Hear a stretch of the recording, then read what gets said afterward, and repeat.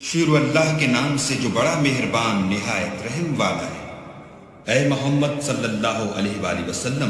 جو کپڑا لپیٹے پڑے اٹھو اور ہدایت کر دو، اور اپنے پروردگار کی بڑائی کرو، اور اپنے کپڑوں کو پاک رکھو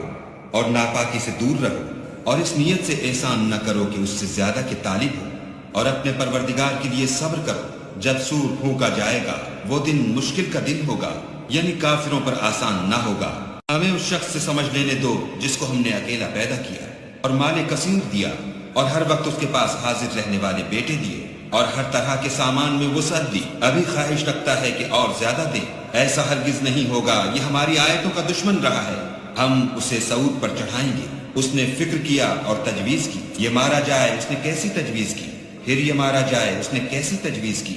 پھر تأمل کیا، پھر تیوری چڑھائی اور منہ بگاڑ دیا، پھر پشت پھیر کر چلا اور قبول حق سے غرور کیا، پھر کہنے لگا کہ یہ تو جادو ہے جو اگلوں سے متصل ہوتا آیا ہے، پھر بولا یہ اللہ کا کلام نہیں بلکہ بشر کا کلام ہے، ہم ان قریب اس کو سقر میں داخل کریں گے۔ اور تم کیا سمجھے کہ سقر کیا ہے؟ وہ آگ ہے کہ نہ باقی رکھے گی اور نہ چھوڑے گی، اور بدن کو جھلس کر سیاہ کر دے گی۔ اس پر 19 داروغہ ہیں، اور ہم نے دوزخ کے داروغہ فرشتے بنائے ہیں، اور ان کا شمار کافروں کی آزمائش کے لیے مقرر کیا ہے، اور اس لیے کہ اہل کتاب یقین کریں اور مومنوں کا ایمان اور زیادہ ہو، اور اہل کتاب اور مومن شک نہ لائیں، اور اس لیے کہ جن لوگوں کے دلوں میں نفاق کا مرض ہے اور جو کافر ہیں کہیں کہ اس مثال کے بیان کرنے سے اللہ کا مقصود کیا ہے۔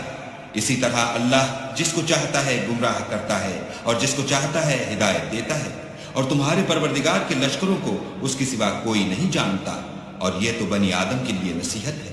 ہاں ہاں، ہمیں چاند کی قسم، اور رات کی جب پیٹ پھیرنے لگے اور صبح کی جب روشن ہو، کہ وہ آگ ایک بہت بڑی آفت ہے، اور بنی آدم کے لیے موجب خوف۔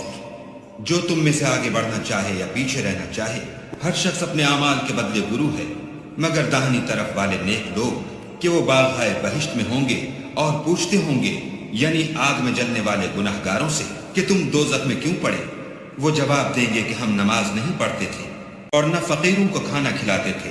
اور اہل باطل کے ساتھ مل کر حق سے انکار کرتے تھے، اور روز جزا کو جھٹلاتے تھے، یہاں تک کہ ہمیں موت آ گئی۔ تو اس حال میں سفارش کرنے والوں کی سفارش ان کے حق میں کچھ فائدہ نہ دے گی۔